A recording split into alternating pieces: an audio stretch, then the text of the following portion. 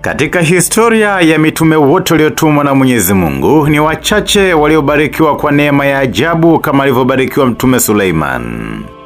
Alikuwa mwana wa mtume Daudi, na kama baba yake alikuwa mfalme mwenye hekima kubwa, haki na uchaji wa Mungu pia. Lakini kilichomtofautisha zaidi ni neema maalumu aliyotunukiwa.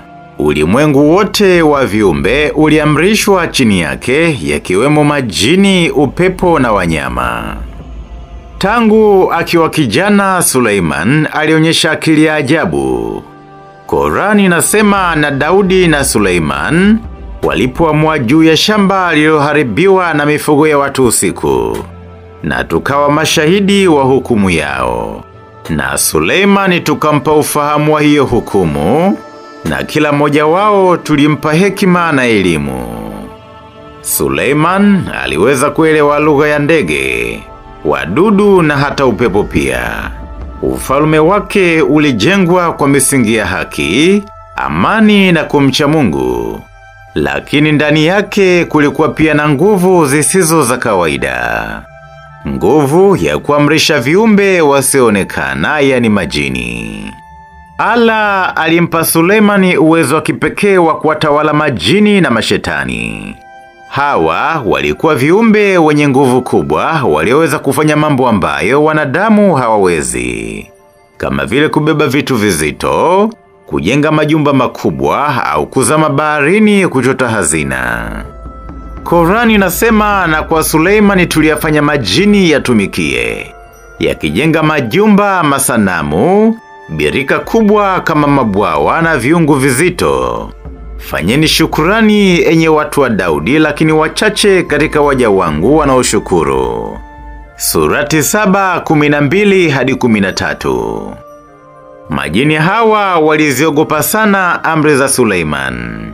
Walisema kwamba ikiwa wangeasi angewaadhibu vikali kwa moto au minyororo.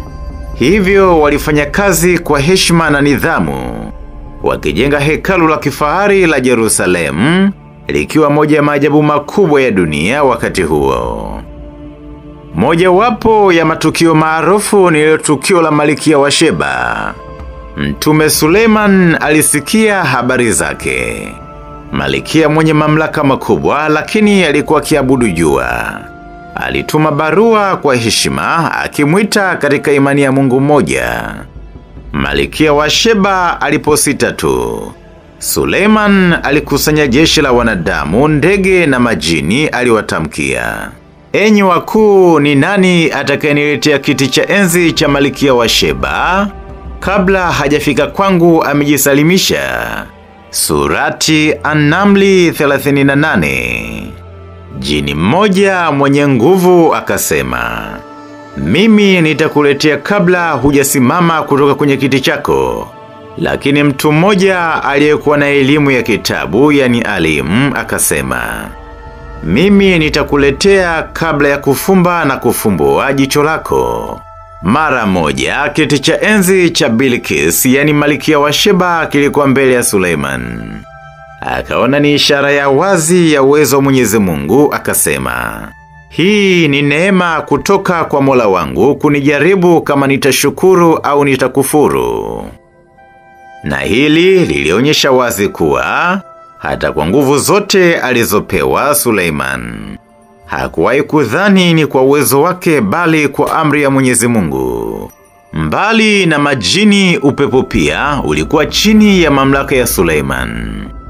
Qur'ani inasema na upepo ulimtii, ukatembea kwa amri yake kwa upole popote alipotaka. Ni surati Sadi 36. Kwa amri ya Mungu, upepo uliweza kumbeba Suleimani na jeshi lake kutoka sehemu moja hadi nyingine kwa muda mfupi tu.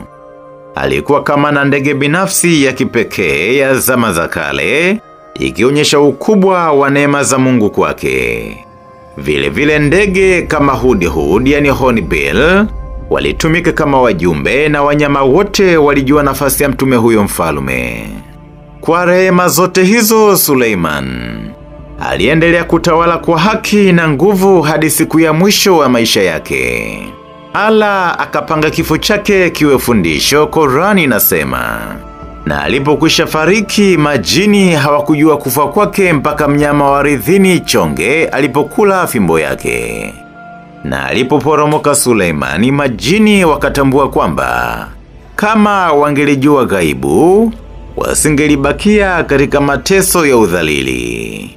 Surati 7:14. Hivyo kwa muda mrefu majini walidhani Suleimani bado anaishi, kwa kuwa alikuwa amekaa akiegemea fimbo yake, huku roho yake ikishachukuliwa. Walikuwa wanaendelea kufanya kazi bila kupumzika, wakidhani wanatii amri yake. Mwisho tunapata ujumbe kwa kisa cha Suleimani kwamba ufalme na nguvu ni mtihani, si heshima ya kujivuna. Suleiman aliyeomba, ewe Mola wangu nisamehe na nijalie ufalme usiomilikiwa na yeyote baada yangu. Surati Sadi 35. Shukrani ni msingi wa neema.